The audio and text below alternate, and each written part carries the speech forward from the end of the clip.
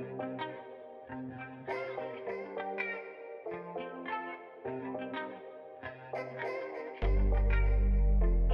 everyone, welcome back for another whiskey review.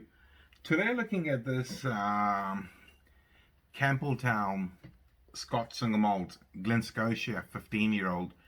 Now I haven't really, I would say probably, the 5 recognized regions of Scotch whiskey making single malts in Scotland.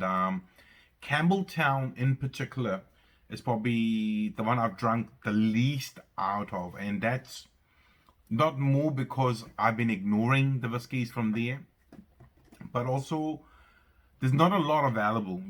There's not a lot of whiskey that comes from there. Obviously, you got Springbank, you got Glen Scotia, Kilkerran, Longrow, but not a lot of stock comes to New Zealand. It is out of stock quite often, which is not a problem, but it's just seems like I miss out on the limited releases, which is something obviously I like to drink quite a lot more of, the single cask releases, but also the age stated stuff.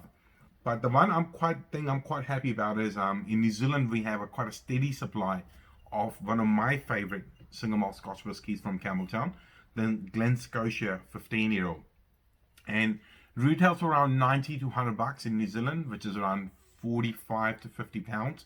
So comparatively to your big Glens from Speyside, the Glenfiddich, Glenfarclas, Glenlivet, it's very reasonably priced, keeping age for starters in mind, but also the flavor smells that taste it presents. Bottled at 46%, which is a key thing because the Glenlivets and some of the other Glens are bottled at either 40 or 43%. Glen Scotia 15 would always be very close to my heart because it was one of the whiskies that I had and I presented at first ever whiskey tasting that I hosted actually. And in fact, this bottle is actually from my first ever tasting that I hosted. And unfortunately, it's coming towards the end of the journey. I might just keep the bottle as a memento, but the whiskey obviously is replaceable. I can get more bottles.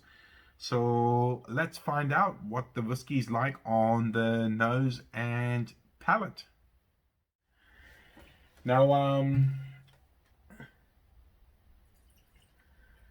one other key reason, which shouldn't be significant, is that during my travels of Scotland, I obviously ended up on the Isle of Islay and had a look around Jura as well. And I actually genuinely, after spending nearly a week on Islay, forgot to turn right after coming off the ferry to go to Campbeltown, which is the peninsula that it's the same road, literally. I came off the ferry, turned left to go back to Glasgow, and unfortunately, I ended up going to Glasgow and totally forgot to go to Campbeltown, which is a shame, but also it kind of makes me want to go back, and obviously there's other parts of Scotland I want to see as well. But here's to hoping once this whole COVID situation calms down, I can go back and Campbeltown be the first place I want to hit, because I'd really want to go see these distilleries which are making these fantastic whiskies. Well, let's see what's it like on the nose. Ooh.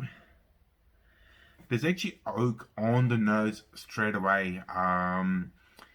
Obviously 15-year-old is a very long time being an oak barrel, and these guys are using American oak for aging their whiskey. It's got quite an interesting color to it. Has just a hint of maybe reddish maroon tinge to it. Maybe I'm overthinking it, but seems like I kind of want to believe there's just a little bit of sherry influence. But the bottle clearly says American oak cask aged. Non-chill filtered at 46%, which is good. That's how it should be.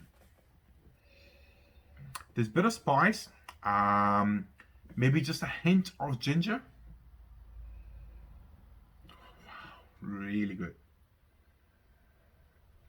Overall, quite a lot of sweetness on the nose. I'm getting raisins.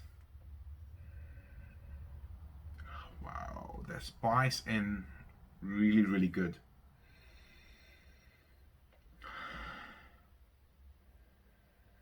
Honey. Very, I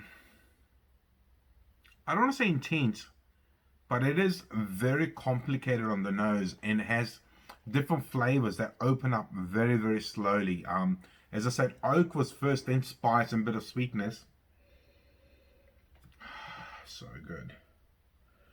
Well, let's find out what's it like on the palate. Mmm. Mmm. Very oily and chewy on the palate. Very nice. The spice, the ginger character has carried on to the palate as well, but it's not in an overwhelming way. This underlying sweetness of tropical fruits. Really chewy, so good, very oily. I mean, if you look at the glass, I know the camera is not probably going to be able to see, but if you look at the whiskey legs coming off the glass, and it's really oily, it's really sticking, and it's taking its time coming down. Such a good dram, and I'm so glad it is back in good quantities in New Zealand. So good.